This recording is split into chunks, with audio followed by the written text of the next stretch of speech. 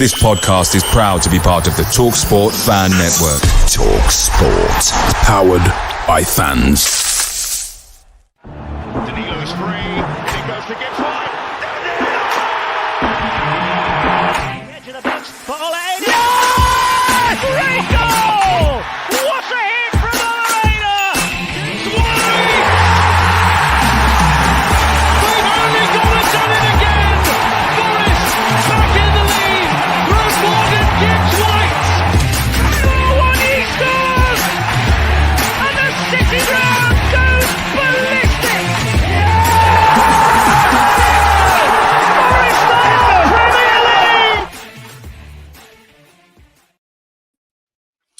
Hello and welcome to Red Side of the Trent as the first month of the season slams shut just as the transfer window did on Friday night, a deadline day which saw much quiet activity from Forest, where two arrivals early on the day.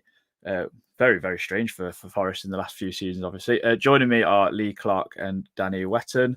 Danny, as our guest, how are you? Yeah, I'm good, thanks, mate. After the pandemonium of trying to get Oasis tickets yesterday, I think my heart rate's finally come down a little bit. So, yeah, I'm all right. Lee, you well? Yeah, all good. Yeah, I'm glad the transfer window's closed. Yeah, we can really get cracking now, can't we? Yeah, did I catch you off guard there? Yeah, you did actually. I thought you were just going to ask Danny straight a question, but never mind. No. Yeah, I try to. Danny, start with yourself. Same team as last week, with the additions of Alex Moreno and Ramon Sosa to the bench. Was you happy with that overall? Absolutely. Yeah, I was happy. I mean, I don't think anybody from the Southampton game deserved to lose a spot. Obviously, we had that exciting little cameo in midweek from Sosa, Jota, Moreno, and it looks brilliant, obviously, but nobody deserved to lose the spot. So. And let's be fair, we brought them in as like backup essentially to what we have. It's just turned out that they seem pretty good. So, but yeah, I'm happy. I was happy with it. Absolutely. Sticking with yourself as well. Good start from Forest. We took a lead from a corner, which is ironic because we signed James Ward-Prowse to come and take set pieces, and we've scored from a set piece, ironically. What did you think in the ground at the time? Because there was a lot of people thought it was offside. What, our header? Yeah, because of Elanga. Oh, yeah, sorry, yeah. Well, I said that to my dad straight away. I was like, I think they're going to check it for VAR for offside, but turned out not to be. But that's the only corner or free kick that beat the first man in the entire game. So it shows what happens when we can actually beat the first man. Do you know what I mean? But it was quite well worked, to be fair, because Wood had really peeled off like right to the very back of the box, and nobody had picked him up, and he'd made like quite a late run from the corner. I think it was quite well worked, almost like they planned it sort of thing, because it was a deep, deep corner. And Wood was just running onto it to meet it. So, yeah, it was really well worked. Good header. And I think Elanga running on almost like put Johnston off a little bit, because Johnston, for me, probably should have saved it. So I think that, I think Elanga kind of put him off. So, yeah, but it was well worked. Good goal. Yeah. Lee cancelled out immediately by a brilliant strike from, I've not actually looked up his first name, Bellegarde from Wolves, the right winger. Terrific strike, I have to say. Anything we could have done to prevent it? No, I think it's a sad day when you concede a goal like that and we're pointing fingers at people. I just think it's one of those goals that he probably does that. I mean, Wolves fans will probably back us up on this. He probably does that 15, 20 times a season, and all the others go in the upper tier. Yeah, it was just a great goal, wasn't it? I mean, again, I know Reece always tells us to be kind of mellow on social media and not take what people say on there as gospel. There's people blaming Celts. I mean, come on. What have I always said on this podcast? Every goal we concede, people will always turn around and say, we need a better keeper. Every goal. It was the same with Samba. It was the same with Henderson. Yeah, that goal yesterday took me back to the first season in the Prem, where seemingly every goal we conceded was an absolute worldie. So, yeah, no, I'm not even going to start to dissect it. I just think it was one of those goals that you kind of throw your hands up and say, bloody hell. But, yeah, it was. I genuinely think it was the sort of game where if they'd not scored then, I don't think they would have scored. I think that it was the sort of performance from Wolves where I think if they'd been playing now, they wouldn't have scored again. I just thought both teams were cancelling each other out, and it's just usually the case when we play Wolves, isn't it? It was just a standard 1-1, Forest Wolves, shake hands, see you again later in the season for another 1-1. Yeah, it's Talk for yourself, Danny. It's funny you should say that about like people like finding every way to blame somebody, because my cousin come out the ground. We met up with him that was coming out, and he was like, Sel should have had it straight down his neck. I was like, I've got to see it back, because I didn't think it was. And even on the replays, you can see the ball bending away from Sel's, and he's at full stretch trying to reach it. He's got no chance. No chance. You can't blame anyone for that goal. Totally agree. Yeah, I mean, maybe Miguel gets it. That's because he's 6'8". Do you know what I mean? Just like, yeah, just pluck it out of the air, like, and it's like a little marble actually catches in his hands. Or well, what I would say is, if anyone is going to save it, any keeper in the world is going to save it. It's one that's 6'8", I suppose. But I guess you'll never know. Lee, stick with yourself. There was a penalty shout, obviously, towards Forest, but then it kind of equaled itself out second half, where the ball struck on his arm. The ball's come over the top. The only thing I have with this is the Wolves player, Bran Larson, moves his arm towards the ball. I know you don't have any clue about it, but it also prevents Wood from taking the ball down on his chest. Whereas I think in the roles reverse, Wood's going to get to that ball ahead of Craig Dawson anyway, for me. So I don't understand where the grey area is with this new handball rule. You can enlighten us. Yeah, I mean, no, I can't enlighten you, because I actually sat with a group of refs on Thursday, and we all said that handball is completely ridiculous. That's the way the laws come. The interpretation of the handball law. I was talking to one who's, of a different generation, where he was on the Football League sort of 30, 40 years ago, and back then it had to be deliberate. The term in law is deliberate handball. These days it seems it doesn't have to be deliberate. There's all sorts of grey areas, and yeah, I actually think Wolves got away with that one a little bit. I think the Wolves player, was it Larson, did you say? Yeah. I think he knows what he's doing. I think he knows that Wood's there, and I think he actually moves his arm towards the ball. So, yeah, it's funny, because I think the two handball situations were probably the only time in the whole game the ref was actually consistent with anything. Everything else he gave during the 90 minutes, I thought I've always said, it's a difficult job. It's a cliche, isn't it? But refereeing is a difficult job. At that level, I just think the consistency should be a mandatory requirement. And yesterday, it was like when you rock up to watch a non-league game, with all due respect to people like me reffing, we are occasionally inconsistent. We try not to be, but that's just because we're not trained, to the level these guys are. And I just thought he was really inconsistent yesterday. Epitomised by Anderson getting bundled to the floor at one end of the pitch in the first half, and then Kuna just throwing himself to the floor near the dugouts. Gary O'Neill, the mini Nathan Jones himself, jumping up in his technical area, and the referee decided, actually, we'll give a free kick there, because I can't really be asked to piss him off. Sorry for swearing. But it was just really, as you can see, it's the more I talk about it, the more it kind of infuriates me, because, like I say, at that level, you just expect that they're going to be consistent. They might not always be good, but they'll be consistently bad or give the same decisions. So, yeah, it was really annoying, to be fair. You should have seen how angry he got with that penalty decision that went against them. Like, I'd have loved to hear what he said about the one in the first half if you show him both, because they're literally more or less the same. They're in the same kind of bracket almost. Yeah, like you said, Anthony Hooper got that one right. Although I did see him give away a free kick to Wolves where both their players ran into each other. So that was always also very funny. Second half, Danny, kind of like Lee kind of summed it up. Both cancelled each other out. We probably edged it in towards with pressure, but would you put any kind of blame on Nuno for not making any changes sooner? Because I thought HudsonOdoi and Elanga kind of really struggled to get into it for us, in my opinion. I absolutely agree with that. I think obviously you've got to give them a little bit of time in the second half to like get into the stride if they can, which they didn't, like you just said. I was screaming 10 minutes. Me and my dad were just screaming 10 minutes before for Sosa or Jota or somebody just to come on. Even Moreno for Aina that bombs up and down. Do you know what I mean? Anything like that. Yeah, I would have put. I think blame's a strong word. I wanted him to make changes a bit early because I think Nuno's game management's been pretty decent this season so far. I would have liked more of an injection of pace earlier on, but it didn't come. But when it did, we did look really, really threatening, and we looked like we were the only team that were going to get a goal if either one was going to get another. But yeah, no, I do think that Nuno should have done it a little bit earlier. Yeah, for sure.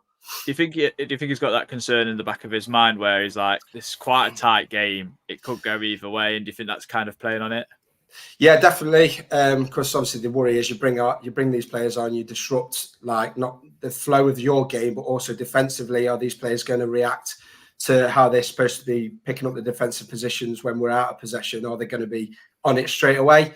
I think sometimes you just have to take that risk and think, you know what, we've signed these players, they're good quality players. We're not signing run-of-the-mill players anymore. Do you know what I mean? We're signing decent players that should have a good tactical awareness of where they are, regardless of whether they're attacking or defending. So I think he does need to take that risk a little bit earlier, just so that it gives us that more of an impetus, a bit more of an injection of something. Do you know what I mean? So, yeah. Yeah. Lee, we went 4-4-2. We managed to score a goal, but disallowed. But for a throwback formation.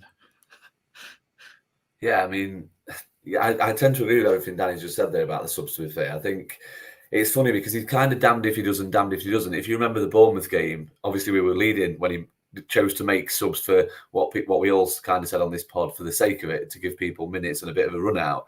I know the score was different yesterday; it was 1-1. But if we'd have made the changes earlier and then it goes wrong and we concede, it's kind of he gets stick for that, doesn't he? So it's a thankless task being a football manager. But yeah, I think it would have been. I think Jota and Sosa are going to work hard defensively, so I don't think Nuno's got to really worry about that. I don't think. I mean, Jota did a really good. He lost. I don't think he lost the ball, but someone else did. I think it was a pass that got intercepted. He chased back and slid in, didn't he? So yeah, it was an intriguing one to go 4-4-2. But I think what we saw with the signings on deadline day is that we're probably going to try a few different strategies this season. So yeah, it'll be interesting to see how we line up now. We've got some of the better teams in the division to come. Yeah, definitely. I mean, I generally thought on the basis of it, pretty fair result. I thought maybe like Danny said, we probably edged it. Had a few more half chances. Could have had a few better decision making possibilities. Nico Williams was a big culprit for that, and we'll get into that a little bit later. But we are going to do some slept on it thoughts. Red side of the Trent. Slept on it thoughts.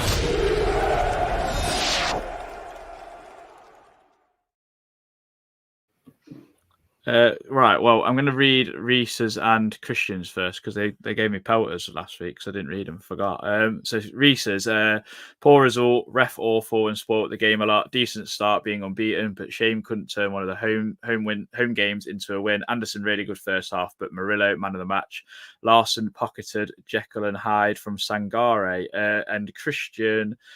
Just need to find it. Frustrating game marred by one of the worst refereeing displays we'll see all season, but it's a point on the board at least. Anderson and Murillo sublime. Like how Milenkovic is settling in too. On the other side of the coin, felt Elanga and Williams had poor games no matter who was in the midfield. Wolves seem to have so much space, but Sangare does need to cut out the silly yellows he concedes onto Anfield. And then for everyone else, so Ben, trying not to be too downbeat, 5 points from 9 and unbeaten so far. Subs made too late. That could have turned that draw into a win, with neither side taking advantage in the last 20 minutes. Hope lack of closing down shots outside the boxes is a one-off and not turning the clock back 2 years. Sebastian, draw, fair result, some bright spots, especially when Anderson is on the ball. Maybe a penalty each, and the Wood disallowed goal was unlucky and a great finish. Only black spot was the ref, who had a new pee in his whistle and wanted us all hear it constantly. Tom Newton, Forest v Wolves always seems to be inevitable end in a draw. No side really did enough to win it, but how can any side feel they've done enough when the referee seems absolutely hell-bent on killing any momentum or rhythm? Bennett, fair point in the end. Anderson and Wood, for all his all-around play, were arguably our best players. Nuno subs came on too late, needed to change things up earlier. BJ, Nico Williams is a nice threat offensively and a liability on defence. All-round decent point today. It would have been nice to get all three, but the Wolves aren't bums. It's a good point, not a great point. Callum HudsonOdoi, Elanga need to start creating more dangerous chances. Carl, are we going to rue not bringing in a striker who's different to Tywin Wood? Probably. Missing the speed and guile at the sharp end. Thought we were better second half. Sangare and Nico average for me today. Yates steady and Sosa looks good. Fair result. Last but no means least, Dave Bullen. Can't help but feel disappointed at an opportunity missed. Wish we had won one at home. 7 from 3 games with back-to-back tough away games would make me feel better. 5 games from 5, not quite as nice. A bit pessimistic there, Dave, because we might beat Brighton or Liverpool for all we know. So you never know. We're going to get some player performances. Danny, I'm going to start with yourself. Elliot Anderson. Oh, brilliant. Best player on the pitch for me. Him and Cunha, best players on the pitch. But for us, Elliot Anderson, he dictated everything first half. Everything good came through him. Gibbs White and him linked up so well.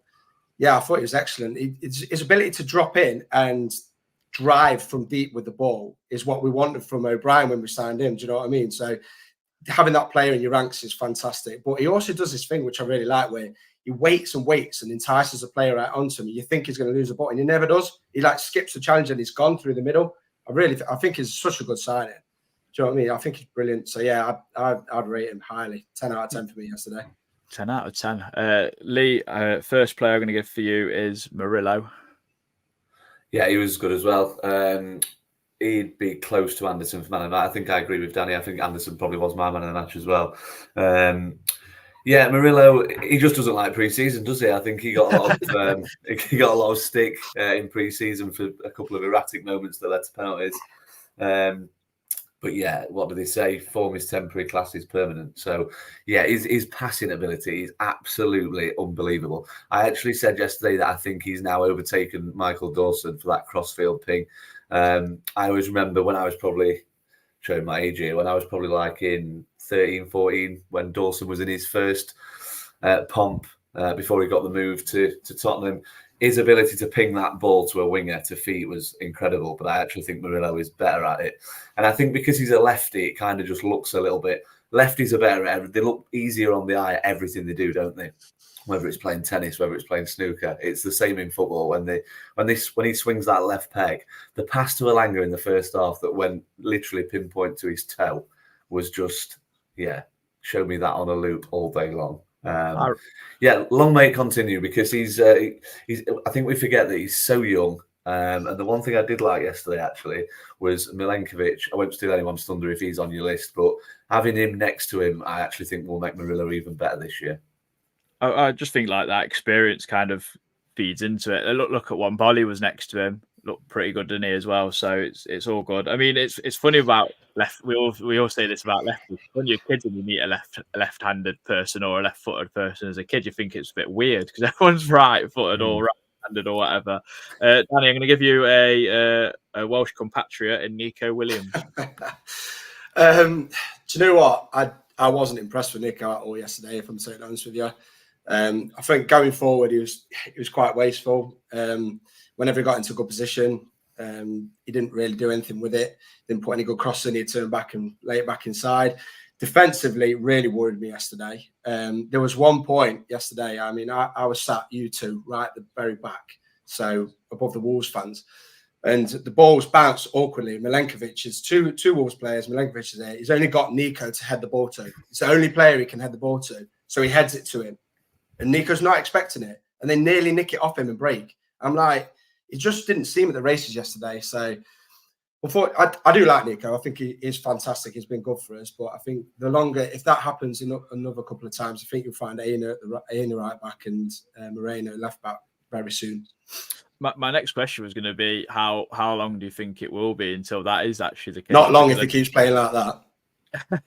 It's such a weird one. At Southampton, I thought defensively brilliant, and then yesterday I just thought he got into so many opportunities to lay a ball across to a forward and didn't fight. He just kept finding Wolves players all the time.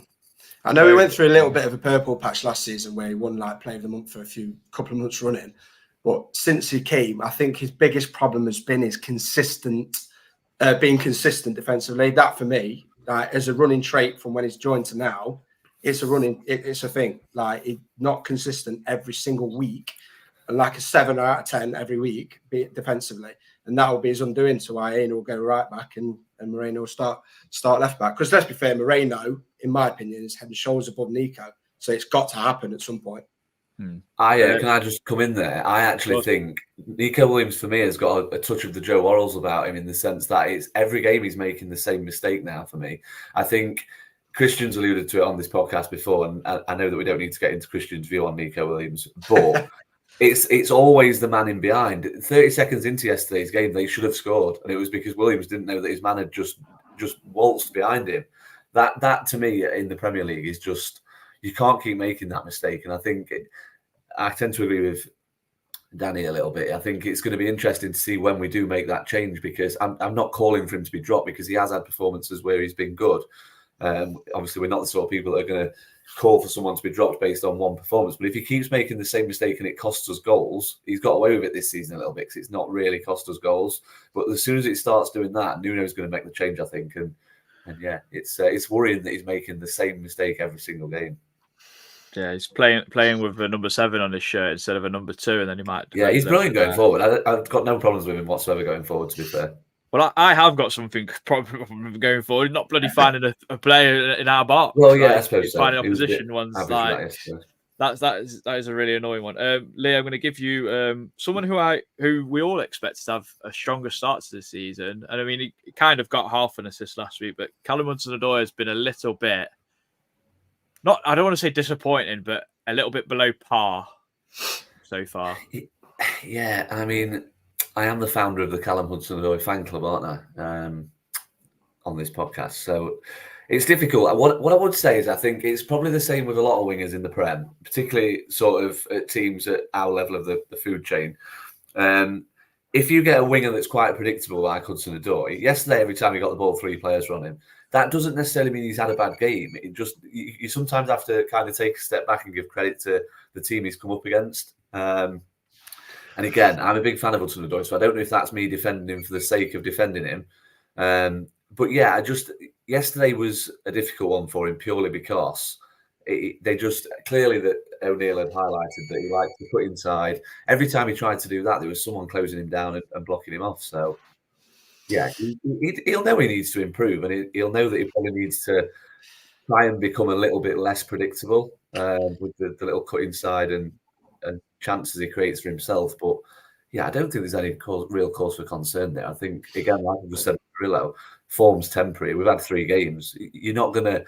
This is another thing that I'm finding with... Now we're in the Prem. 1 or 2 bad games and people are saying, right, get him out, let's change it now. Yeah, there'll be certain games. It's like horses for courses, isn't it? There'll be certain games where Nuno probably thinks that Jota or Sosa might be a better option, but they're still very raw and they're going to need bedding in, whereas HudsonOdoi scored 8 times last year. So I think he's earned the right to keep his shirt for a little bit and get himself back into some sort of form.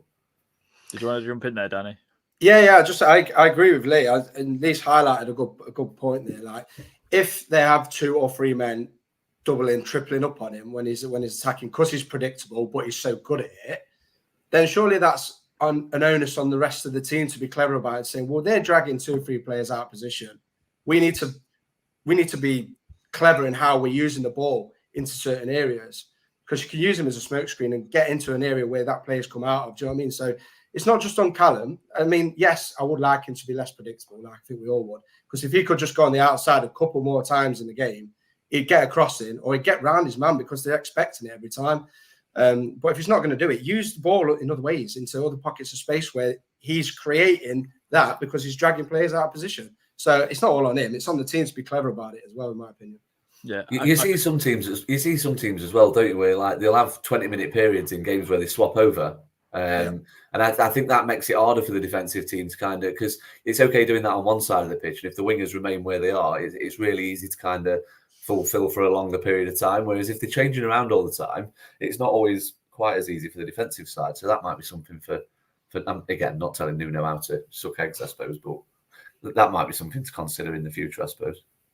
I think I think it will happen. I think Aina will eventually go to right back and Moreno on the left. I think once Moreno starts bombing past Callum HudsonOdoi, it's another option because he's good enough to find that pass, or Moreno is good enough to take players away and then create that much extra space for HudsonOdoi to do what he does best. Because Aina kind of he's blown out his gasket, and he by like 60 minutes, so he's just stopped running past him on the overlap, unfortunately. So hopefully that brings in a bit of a change. With Aina, I've always said it's like playing FIFA, innit? You know that energy bar you get above your player in FIFA, and it goes down like for different players. Aina's after half time's like red.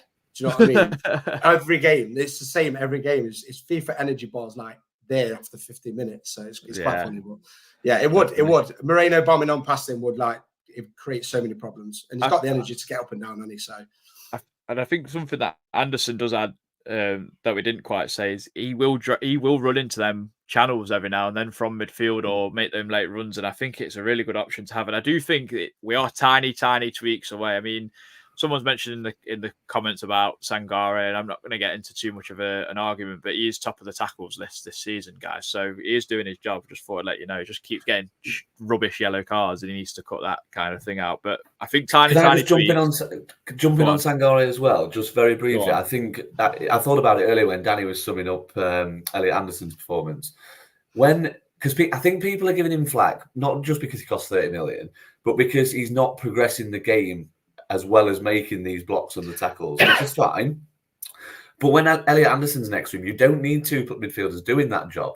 He's so busy and he's so progressive himself that you can afford to have Sangare as that holding player who basically just breaks things up. The issue comes, I think, where we have to maybe potentially play eights. Although he did the duty that the box-to-box duty quite well against Bournemouth, it's just whether he can do that for a prolonged period of time. So I think Nuno's looking for that kind of, I don't know, that sort of mix in the midfield that allows Sangare to stick to what he's really good at rather than having to be the progressive midfielder that people kind of crave him to be for 30 million, I suppose.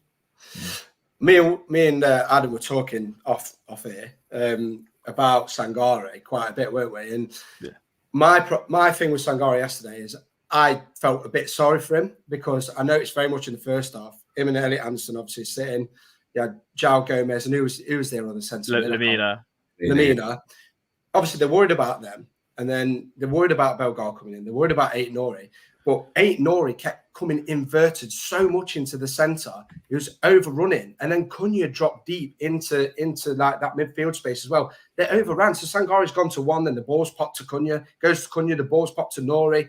It becomes a task that's impossible sometimes, and they just have to stand their ground and try and smoke screen it as best they can. But then the bigger picture of the crowd is they just see them getting the ball popped around them, they get on the back, and there's a bigger picture to it than just not being able to put a foot in. Because if they dive in, you've got 3-on-1 in the centre of the park. Do you know what I mean? It's really difficult when you're up against top class players like Cunha. Cost 50 million from Atletico Madrid. He's a bloody good player. Do you know what I mean? He's going to pick holes in your defence. So I think people need to get off Sangare's back a little bit more than what they are. I really do. Yeah, definitely. And he, to be fair, I think he's been okay for the first 3 games of the season. Fine. Absolutely fine. And as I've rightly named this podcast, there's a room for improvement. But we'll come off the game now. We're going to get onto some other business. Lee, me, and Christian spoke about this in midweek. Morgan Gibbs White has been called up for England. I will get your opinion as well, Danny, on this. What do you make of that? Do you think it's well deserved, etc.? Yeah, absolutely. It was your hot take, wasn't it, Adam? Feather in your cap. Well, maybe because Lee Carsley is manager.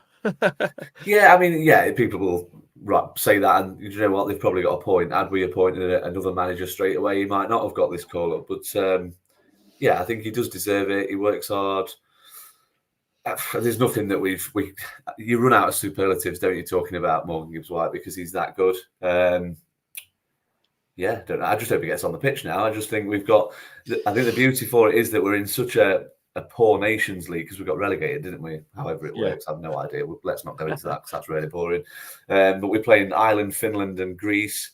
You'd like to think in one of those games we might go 2 or 3 ahead, and then there's a real opportunity for Carsley to get these former under-21 guys on. And I just think it's so good for the club, not just because we can now probably stick another 10 million on whatever we'll need to get whatever we're paying Wolves, I suppose, back from whoever buys him off us, won't we? So, it's not just for that. I just think it's so good for the club. It just highlights that we're kind of not as bad as some of our own fans seem to like to say we are. We've got good players, I just hope he smashes it. To be fair, yeah, Danny. I also think it helps with contract negotiations with him. You don't have to play for a big 6 to get into the England squad anymore. Do you know what I mean? So I think it's brilliant for him. I think he will get on. I think he will. He could even pretend. Him and Angel Gomez have been top players through the youth system to the under-21s. They were incredible in that tournament. I know you watched it vigorously, Wickers, didn't you? Yeah, Adam, sorry. Yeah, and they were amazing in that tournament. And they've both been banging on the door for ages. And unfortunately, we've seen with Tomori, we've seen with who's the other lad that went from Chelsea to AC Milan? Ruben Loftus-Cheek. Loftus-Cheek, they've been performing at a high level abroad, overseas. Angel Gomez is another, don't get a look in. It's ridiculous. Bring these players in, give them a chance, especially in a weakened Nations League, like what Lee's just said. I don't see why against a team like Finland, they can't start. I don't see why not. They're good play. They're playing in the best leagues. Do you know what I mean? There's no reason for them not to play. Definitely. Yeah, it's good. I mean, I think Gibbs White highlighted his creativity yesterday when he made a scoop pass to Wood, which pulled out a good save from Sam Johnson, to be fair. If Wood actually heads that, it goes in, it's bloody the defender's shoulder. It hits Craig Dawson, doesn't it? Yeah. Can I just say as well, did anyone notice the free kick we had on target? Yeah. We don't even need James Ward-Prowse on the pitch. We just need him in the stadium. all of a sudden, we can take free kicks. Fantastic. That was top bins as well, wasn't it? That was going right in the corner. Yeah, it was a great save. To be fair, Sam Johnson made 3 or 4 good saves in the game, kept him in it, to be honest. Yeah, he did. I don't think we'll be top of the shots on target list this week, which is a boo Nuno. It was rubbish. Need to convert a few more, but hopefully that'll come. As Brentford and the XG nerds like to say, the numbers are there and the stats are there, so it's just a matter of converting. Talk about James Ward-Prowse, Danny. Brought in on transfer deadline day on loan for the season. Mm-hmm. There was a lot of snobbery online, I have to say, that I saw. Personally, don't see where it is. How good of a signing is this for us? Top draw. Me and, our friends group, Wickers, me, you, Mason and Reese, were constantly saying we want Prem quality, but like season Premier League quality, but that can still do it. And James Ward-Prowse is exactly that. He can come in instead of ship. He can come in and centre mid. He could play instead of Elliot Anderson and do that same role, I think. He could play instead of Sangare and just dictate the play if you're playing against a team that's not massive. Do you know what I mean? He's got everything that you need. I mean, look at his stats from last season for West Ham. He was so good. And I'm so surprised I've let him go. Really am. Yeah. I mean, I think the big one is 18 goal contributions from central midfield, Lee. Yesterday kind of was a game where I thought if he was available and could have come on for 20, 25 minutes, I think we may have got a winner, or at least another really, really good chance, similar to how Wood got that one where it was disallowed, where his quality from a dead ball or just from open play, because he's got such good delivery, it could have been a game winner, really. Yeah, that's what he's going to bring. I think he might have to earn his place. I know we've got a 2-week break, so it'll be interesting to see what happens in training during that period. Whether Nuno thinks he's worth putting straight in. Going to be a different sort of game against Liverpool, I suppose. So he might go for he might go for a bit more of a workhorse in terms of Elliot Anderson against Liverpool, I suppose. But yeah, if we're still in the game with sort of 20, 25 minutes to go, what a player to bring on. Get your big guys in the box, win some free kicks.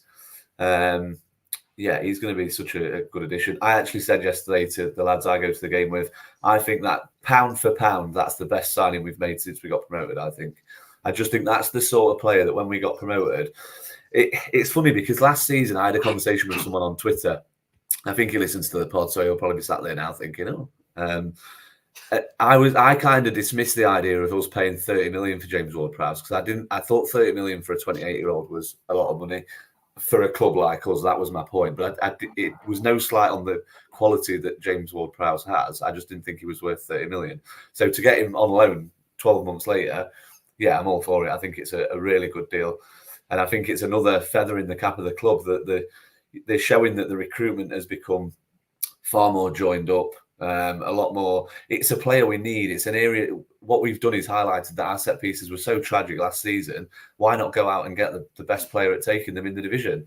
And there's been no kind of, we've not thought, he's probably not going to be obtainable for us. It's probably going to be out of our reach. We've gone for it.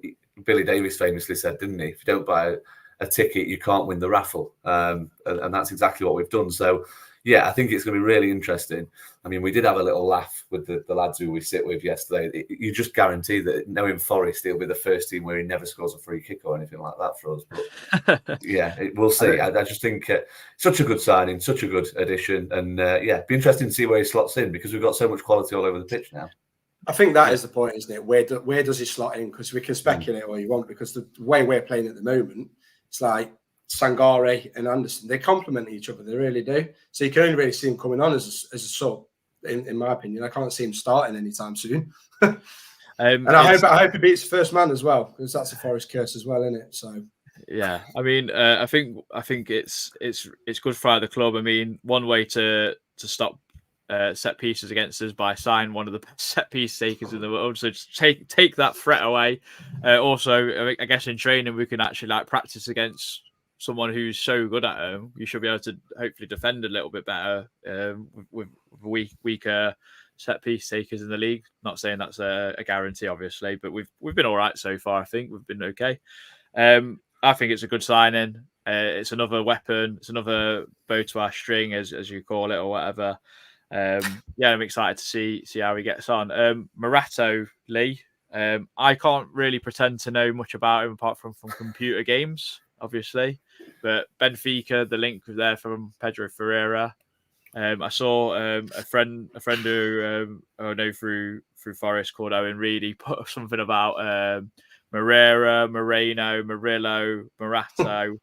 And he was like saying, I just feel sorry for my dad if they all play, sort of thing. Thoughts on that signing? 5-year deal, 23, big lump of a centre half. Yeah, future planning again. I think we're all kind of resigned to the fact that next year could be all change in terms of the centre halves. Murillo will probably get his big move.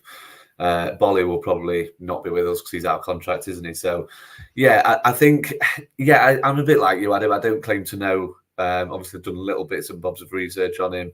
Came from Sao Paulo to Benfica. Played for them in Europe. By all accounts, I just think he's a man that's been identified by the new recruitment, well, the overseas recruitment guy, working alongside Sirianos. Obviously, he used to work for Benfica, didn't he? So, yeah, I think, again, fits the profile. I don't think it's because obviously when you sign players on deadline day, there's always a sense that it might be panicked and for the sake of it. But I think it clearly fits in with the profile of player we've looked to attract this summer. Big old centre half again.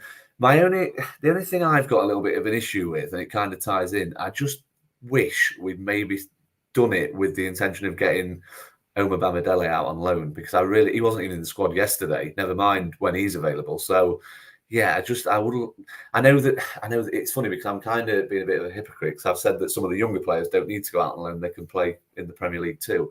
But it's a bit different for Omar Bamidele because he's clearly at an age where he needs to play men's football. So I think a championship move would have been good for him. So yeah, I'm a little bit disappointed in that because I can't see him featuring much at all now.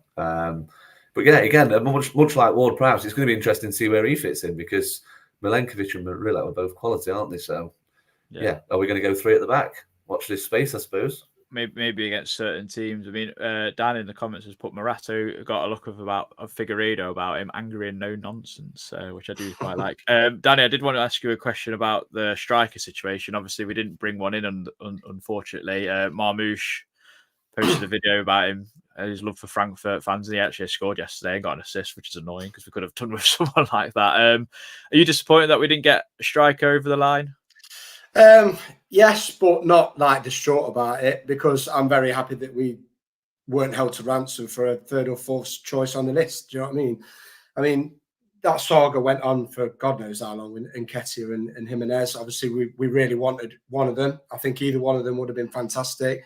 But if it's not going to work, don't be trigger happy. Don't go spending stupid money that you were going to spend on your 1st choice, on your 3rd choice. I'm happy with the business that we've done. Yes, I think we could have done with a different type of striker yesterday. There was a few instances for me where, when Wood had the ball around the box, a more skillful striker or more technical striker shifts the ball out his feet, maybe thinks a little pass in behind, or shifts the ball and shoots with a snapshot. Wood doesn't have that in his locker, unfortunately. So yeah, I wish we had got one, but I'm not distraught about it. And I'm really glad we weren't held to ransom over Mamouche, regardless of whether he scored or got an assist yesterday. Yeah, but it's a big one for next summer. Obviously, hopefully we're still a Premier League club talking about another striker coming in. We'll see what happens. Well, you can go again in January. Sorry, Wickers. You can go again in January, mate. Do you know what I mean? Yeah, So many good strikers have been signed in January. I know it's harder, but don't just you've got that period of time. Set your stall out, get your scouts out there again, get your recruitment team active, see what can happen in January. Do you know what I mean? Like, I'm just glad we've not been able to ransom in this window. Yeah, definitely. How would you rank our transfer window out of 10, both of you? I'd say an 8 out of 10. There's always room for improvement in transfer windows, but as our other transfer windows has gone, this one is top. This one very, very top. We've kept all the nucleus of our team, and we've added pure quality to it and picked out the areas where we really need to strengthen and done it really well. So 8 out of 10 for me. Always room for improvement. Any different for you, Lee? Yeah, I'd probably push it towards a 9. I think. I think I would have gone 8 if we'd not got Ward-Prowse. I think. Fair enough. But yeah, I think that bumps it up to a 9. I think the only little blemish for me is I don't actually think I'm probably against the grain here. I don't actually think we need a striker per se. I think Wood clearly is fancied by Nuno, and he's clearly in goal scoring form. So much so that his Instagram post says "See you next week." We don't play next week. He's just buzzing to be scoring goals. But I just think I get what people are saying. We probably could have done with a different sort of striker, which I do get. I do understand that. But yeah, I think a 9. Happy with pretty much all the players. I don't think we've signed one player this time where you look at it and think, "Oh, for God's sake, what have we signed him for?" Can't see where he fits in. I can't see him having the quality to take us to the next level. I actually think we've got. If we get an injury tomorrow akin to Danilo's, you're going to look at the player coming in and think, all right, okay, we'll still be sound. And that's the first time we've thought that in the Prem. I think there was so many areas last year in the first season. People keep sharing the bench from our first game at Newcastle, don't they, which had Lyle Taylor on it. Yeah. So yeah, I just think there's so much now. You look at the next man up and you think, right, fine, we'll go with that then. Whereas last season you looked at it and thought, yeah, we're going to really struggle now. Whereas I don't think we will. Do you know what I would also say is like this comes from like a fan's perspective as well for other clubs and the teams that are just promoted or the teams that are around you trying to avoid relegation. Obviously, which we're one of still. You look at them other squads, especially what we did when you come up. You look at the teams that are around you, and you just look at the other teams' squads, and you go. And now teams will be looking at us going, if they're supposed to be down at the bottom with us, we've got a hard fight on our hands. And that's what I think makes me more positive. Because even I look at our squad and go, look where we've come, look where we are, and the quality behind us now. We shouldn't be looking behind us. We should be looking ahead of us. And the teams below us should be looking at us going, if that's what we've got to compete with, we're bang in trouble. Yeah. I think that's a good point as well. I was just going to say that. I think a lot of people are saying it's disappointing we've not won a home game yet, which it is because we've played Wolves and Bournemouth. But I think where I'm feeling a little bit more positive is that I actually fancy us to take points off teams this year that we perhaps didn't last year. I think we'll be that team, I think, that surprises a few in certain games. And people think, oh, actually, that's a really good result for Forest. They've got some really good players. They might actually finish a little bit higher than usual this year. One thing I think we'll also do is balance really, really well, as in the results we get home and away, rather than all being at home, all being away. I think we'll balance out our results across the season, so we'll look more of a comfortable Premier League team, getting good results away and good results at home. Yeah, I mean, I like what you've both kind of reiterated too. We've got competition now in every single position. I think we've got players now that can really push our first teamers on, and they kind of aren't. They're not comfortable now. They can't be like, right, well, I can afford to have a 6 because I'm going to start next week. Ramon Sosa yesterday come on and looked brilliant. There was times where he just drove really, really hard at their defence and put in a couple of good crosses. I thought look really bright, and he's got a point to prove because he's only just made it as a pro like 5 years ago. I think he celebrated his birthday yesterday. So like he's got so much fight in him. He's not going to let Callum HudsonOdoi just have that left wing spot so easily. So it's all makes good reading. I think it's been really good. I do want to just round off this pod with a bit of an August overview. We've obviously not won at home. It's been 5 games since we've won at home, actually, since Fulham at home last year, which I think on the base of it kind of looks a little bit worrying. But I think there is a lot of positives to take. Last season we lost to Bournemouth, we drew with them this time. Wolves we draw against with every season, doesn't really make a difference. And we've already got the monkey off our back by winning away from home. And I think if you kind of looked at it like, say if we'd beaten Southampton at home and the other 2 games were away, you'd be happy. Do you know what I mean? It's all a little bit perspective, I think, and I think it's been a good start. I'm not going to sit here. We're unbeaten, guys. Like it's not all doom and gloom. We've got 2 tough games, but we've got to play everyone twice. I'm hopeful against Brighton and Liverpool. I have to say, I don't fear anyone in this league apart from Man City, in my opinion. I don't know what about you, Lee. Yeah, I don't. Like you kind of summed that up quite nicely. I just think. Yeah, it's 5 games, but I think the 2 games at the back end of last season were against City and Chelsea, weren't they? So yeah, they were. Yeah, I'm not going to read too much into that. I think it is disappointing. I think the Bournemouth game was the one because obviously we had more than enough chances to put that game to bed. I thought yesterday a draw was a fair result. I think if that late goal had stood, it would have been quality for us, obviously. But I think we would have actually committed daylight robbery on Wolves, to be fair, because for their efforts and after shipping 6 last week, I think they actually did a really good job yesterday on us. So yeah, I'm not overly worried. Like I just said, I think we'll take points off teams that perhaps even our own supporters aren't expecting, too much from. So yeah, I'm quite relaxed. It's all about the squad as well. I think we've got new players to bed in. We're going to get better as the season progresses, you would think. So yeah, let's hope we can go into the 2 games that look tough, Liverpool and Brighton, with a positive mindset, with the intention that we might be able to get. I mean, if we could get a couple of points from those 2 games, it'd be massive, wouldn't it? Or would you accept winning one and losing the other? But yeah, we'll see. I just think it looks like an exciting season ahead. Definitely, Danny.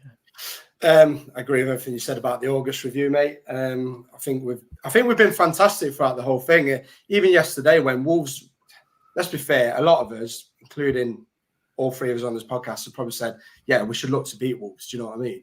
But they came and they were way better than I thought they were going to be. Way better. And they stuck to a game plan, executed it well, like Lee said. But we also didn't let that get on top of us. Whereas in previous seasons, we may have got under the cosh a little bit, which we did a little bit, but we didn't give in. We stuck to our defensive duties. So everything's looking more positive.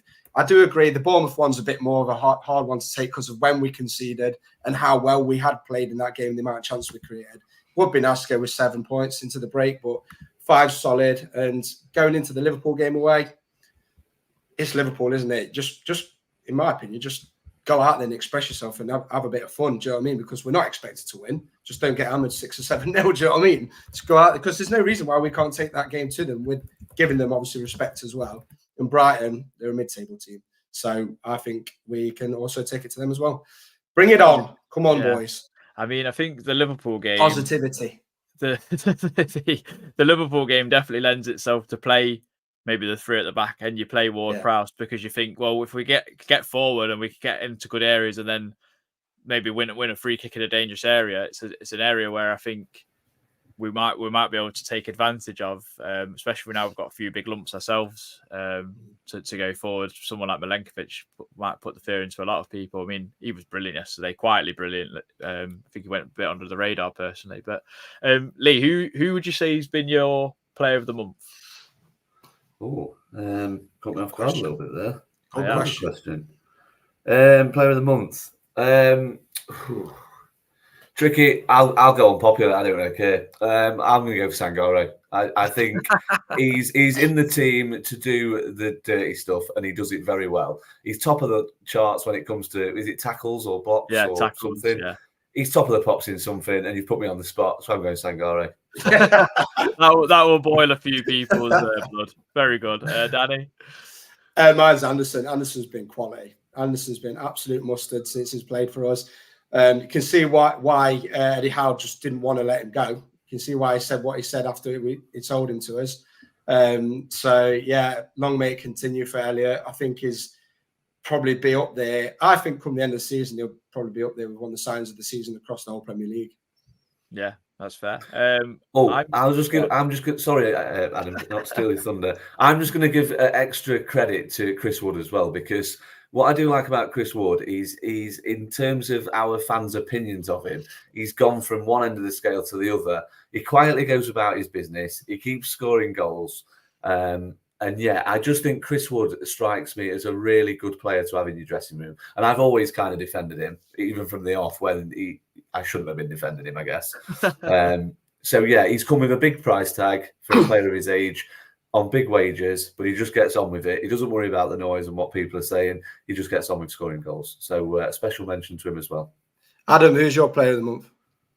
Well, just before I say that, I just wanted to mention about Chris Wood. Someone mentioned about, like, we really need strikers, but 2 injury-prone strikers. I look at how much Chris Wood played last year. He's played like 34 games last year. He was really reliable. Like, what more do you want? What more do you want from a bloke? Because he had that one groin injury when he first come, didn't he? And that was it. Yeah. Or was it knee injury? One of the two, whichever. It was something like that. But then ever since, he's been pretty much ever present. Like, there's been like the odd game where he's not played. But yeah, I'm quickly looking up his injury history now on transfer. I can see your laptop. I can't believe that. I can't believe that someone's actually said that. Like a one knee, injury prone a little bit, but yeah, Wood does not fall into that category for me. But for me, player of the month has been Milenkovic for me. I think for someone to just slot in, like, he's been here for several years, just from the Italian league, kind of looks unnerved in the 2 games I've seen him play. I know he didn't play against Bournemouth, which is a shame, but yeah, I just think he's come in and just does not look like he's never not been here, kind of thing. And I think that's a compliment that you can play to any player, especially someone at centre half where you are expected to do a lot of work there, especially at a club like ours who are lingering between that mid-table and like bottom half, and the bottom of the league. Like, he just uses a lot of class, and I think, I think I can't really argue with either of you. Anderson, I think Sangari's been okay. Murillo's been brilliant again. Wood's been good, scored 2 goals. So don't worry, mate. There'll be plenty who do argue with me when it gets aired properly. Yeah, there'll be loads of people, but yeah. So they're people that can't let go of the Yates being the better of the two. They're them people, aren't they? Definitely. I know you're all waiting with bated breath, so I've just looked up Chris Wood's injury record. He missed 11 games, the groin injury when he went off at Tottenham away when he first signed for us. He missed 8 games last season. The rest of his career, bearing in mind it started in this country, God knows when, he's missed about 20 games across his whole career. That's pretty good. I wouldn't consider that injury prone person. No. No, pretty good, Chris Wood. Hopefully he keeps on going and somehow just shocks everyone, scores 20 goals. I mean, he's on track. He's not earning hard and scoring back-to-back hat-tricks on track, but he's on track in some capacity. Another hat-trick this season would be nice, wouldn't it? Yeah, it would be great. Yeah, it would be great against like Liverpool, Man United. Yeah, imagine Liverpool away, Chris Wood. Can you imagine? That would be good on that. Get a quid on it, yeah. Pay my house off. Literally. That come in. Guys, is there anything else anyone wants to add? Not for me. Not Forest related. Sol Bamba's passing was very sad, not least because he was 39. I think that just teaches us all to kind of live your life to the fullest and take every day as it comes. Definitely. I think last thing from me. I mean, I just wanted to say good luck to Alex Myton, who's finally left the club. I think he should have left about 2 seasons ago. Bless him, to just progress his football career, gone to the MLS, and then been loaned out now to Norgesland, I think it is, in one of the Scandinavian leagues. I can never remember which country they're from. So good luck to him, because he's someone who's come through our academy, been at our team since he was 8. I think he deserved not a similar farewell to Worrell, because he didn't play as big a part, but I think someone who's come through your ranks, you kind of want to say thank you. Do you not think that's just a bit wild as well? So he's always been out. He's been at Forest, been out alone in the English leagues, then gets a move to the MLS, then gets a loan to Norway or whatever. Yeah. The Danish North wild. Danish, Scandinavia. Do you know what I mean? But it's just wild. To come from there to America, there's a massive move, and then he's been loaned to Scandinavia from America. That's mental. That's very, mental. Very that is. Very, very. Yeah. Good podcast. Enjoyed it. Definitely. Everyone, if you've enjoyed it, obviously drop us a like. It does help the channel grow and everything else. If you've listened on audio, drop us a rating on Spotify, iTunes, or piling on Lee Clark's comment of Sangare being his player of the month. Don't take that out on the rating. Keep the rating high. Thank you. Clickbait, Lee. Clickbait. Yeah, unfollow me if you don't. If you're not happy with my opinion on Twitter. Don't take it out on the pod. Yeah, but no, thank you very much for joining us. We'll see you over the international break, but hopefully we all enjoy Morgan Gibbs White ripping it up against Republic of Ireland and Finland in the Nations League under Lee Carsley's tutelage. We'll see you next time. Come on, you Reds.